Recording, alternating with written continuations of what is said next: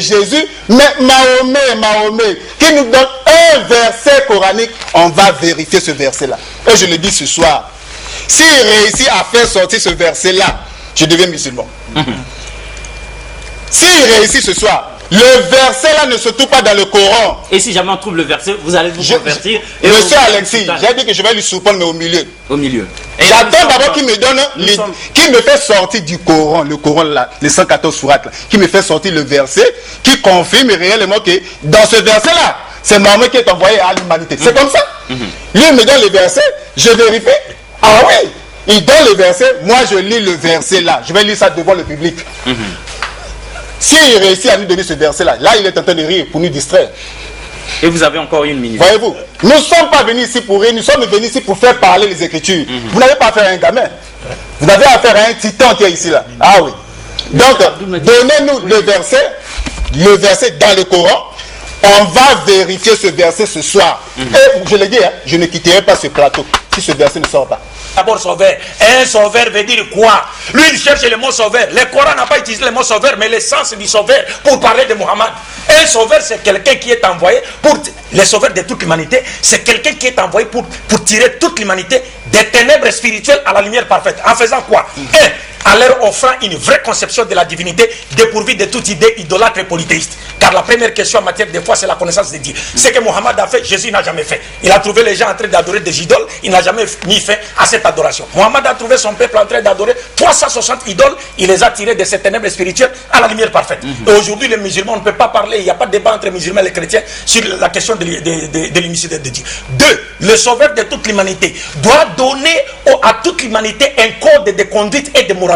3. Le sauveur de toute l'humanité doit offrir à l'humanité une charte qui définit les devoirs, les droits et les devoirs de chacun à tous les niveaux. Ce que Jésus n'a pas fait. Le sauveur de toute l'humanité doit placer tous les êtres humains au même pied d'égalité en basant les critères de noblesse sur la piété. Jésus ne l'a pas fait. Aujourd'hui, on ne peut pas comparer les pays où Jésus vivait en Palestine avec les pays de Mohammed.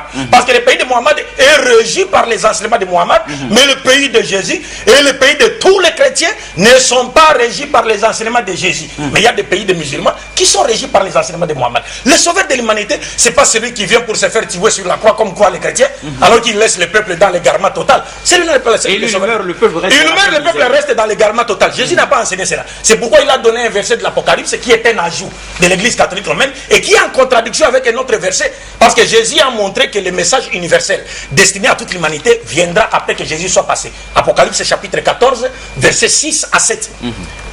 D'abord, cet Apocalypse est présenté comme étant la révélation de Jésus-Christ que Dieu lui a donné. Au chapitre 14, verset 6 à 7, Jean dit: je vis un ange qui volait au milieu du ciel, qui avait un évangile pour l'annoncer aux hommes de toute nation, toute langue, toute tribu, toute race. Et le message central de cet évangile n'était pas une invitation de l'humanité à croire à la mort de Jésus sur la croix, mais plutôt à craindre Dieu et à lui rendre gloire en disant que car l'heure de son jugement est arrivée. Et tous les commentateurs chrétiens, nous savons ce qu'ils ont dit par rapport à ces versets. Maintenant, quand les frères nous disent qu'on nous montre là où Mohammed a été envoyé, mais on a donné des versets. Vous voyez, il est tellement malin, il anticipe. Il dit, Abdul Majid a seulement un verset qu'il cite, chapitre Surat 34, verset 28. Mais que dit ce verset alors? Répétez d'abord le verset. Donc, nul n'est sourd que celui qui ne veut pas entendre. Et puis il me dit, je vais confondre Abdul Majid. Non, tu ne peux pas confondre Abdul Majid. Sur base, c'est une traduction. On va lire avec toi le texte original. Tu as l'Esprit Saint, non, qui te permettra de lire l'arabe. On va voir quel est le mot utilisé dans le texte original. C'est simple. Tu n'as pas le pouvoir de confondre Abdul Majid par la grâce de Dieu. Coran chapitre 34, verset 28. Il n'a pas ce pouvoir-là. Lisez le verset. Écoutez attentivement les versets. Et nous ne t'avons envoyé qu'en tant qu'annonciateur et avertisseur pour toute l'humanité. Pour toute l'humanité. Il a kafat nas pour toute l'humanité. Kafat nas pour toute l'humanité. Walakina akthar nas la ya'lamun. Mais la plupart des gens ne le savent pas, entre autres notre frère. Le chapitre 21, verset 107, qu'il cite ici par anticipation, pour préparer l'esprit des gens à dire que non, Abdul Majid va citer un chapitre qui ne parle pas de l'universalité de la mission de Mohammed, alors que le chapitre même confirme l'universalité de Mohammed. La dernière fois, quand il a parlé de Jésus comme étant une miséricorde, je l'ai mis au défi, en lui disant que tu ne trouveras nulle part dans le Coran un verset dans lequel Jésus est présenté comme une miséricorde pour toute l'humanité. Il a alamine, ça n'existe pas, sauf Mohammed.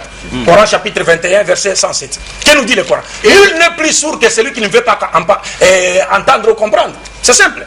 Et nous t'avons envoyé comme miséricorde pour l'univers. Pour l'univers. Wama arsalnaka illa rahmatan lil alamin. Tu ne trouveras jamais, Dieu n'a jamais dit cela sur Jésus-Christ. Nulle part, que ce soit dans la Bible comme dans le Coran. Coran chapitre 7, verset 158. Je donne toujours des versets du Coran qui confirment le caractère universel de la mission de Mohammed. Et puis on va voir pratiquement qu'est-ce que Mohammed a fait de son vivant quand il est venu accomplir sa mission et qu'est-ce que le Christ a fait. Et puis comparons la mission de Dieu. Dis aux hommes, je suis pour vous tous les messagers d'Allah. Inni Rasulullahi ilaykum jami'a. Je suis envers vous, c'est-à-dire toute l'humanité, le messager d'Allah.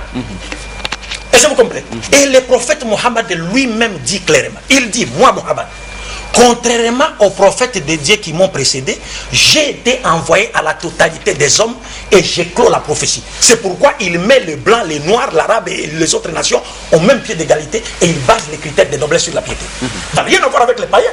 Mais si Jésus était le sauveur de toute l'humanité, qu'il a été envoyé pour sauver toute l'humanité, mais Jésus allait prêcher l'évangile aux non-israélites. Mais il ne l'a pas fait. Mais Mohammed était à la Mecque, Mohammed était à Médine, mais il a envoyé des lettres à l'empereur Héraclius, à l'empereur Khosrow, au roi d'Égypte, au roi du Yémen. Il a envoyé ses apôtres à aller prêcher son message, invitant tous ces gens-là à croire en lui comme étant le messager de Dieu envoyé à toute l'humanité. Et Mohammed a fait des preuves. C'est pourquoi Georges Bernard Shaw, qui est un chrétien, prix Nobel de littérature en 1925, il te dit clairement, Mohammed mérite d'être appelé le sauveur de toute l'humanité, car c'est selon Georges Bernard Shaw. Pourquoi? Parce qu'il dit ce qu'il a fait. Il est le seul prophète qui a réussi à créer une société basée sur des principes divins. Aucun prophète de la Bible, y compris Jésus, ne l'a fait. Aucun prophète. Et aujourd'hui, on ne peut pas comparer les pays de Mohammed avec les pays de Jésus-Christ en ce qui concerne les vraies valeurs spirituelles et morales de l'humanité. On ne peut pas les comparer. Il n'y a pas de comparaison. Mais nous, l'islam nous interdit de mettre une quelconque différence, d'établir une quelconque différence entre les messagers de Dieu. Nous croyons en eux tous, nous ne faisons pas de différence entre eux. Mais vous ne pouvez pas comparer Mohammed avec Jésus sur le plan de la réalisation de leur mission. Jésus ne l'a pas fait. Il a trouvé les Juifs dans les garments, il est parti, les avait laissés dans les garments, mais Mohammed a trouvé son peuple en train d'adorer plus de 160 idoles. Il les a fait sortir des ténèbres spirituelles à la lumière parfaite. Et aujourd'hui, il y a des pays musulmans qui se définissent par rapport aux enseignements de Mohammed, alors qu'il n'y a aucun, pas seulement aucun, mais il n'y a aucune rue même sur toute la surface de la terre qui a été moralement transformée par les enseignements du christianisme. Ça n'existe nulle part.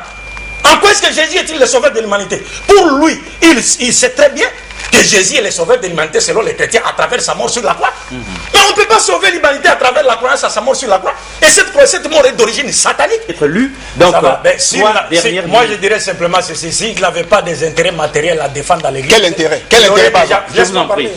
Vous agitez pourquoi? S'il n'avait pas des intérêts matériels à défendre à l'église, il aurait déjà fait son témoignage ici pour devenir musulman. Mais comme il a des intérêts matériels à défendre à l'église, il va continuer à s'entêter. Parce que on a toujours dit, laissez-moi parler, vous vous agitez pourquoi si vous avez la vérité. On a dit nul ne sourd que celui qui ne veut pas entendre. On a donné des versets coraniques qui sont clairs, dans lesquels Allah confirme avoir envoyé Mohammed à toute l'humanité comme annonciateur et avertisseur, et nous avons donné l'essence.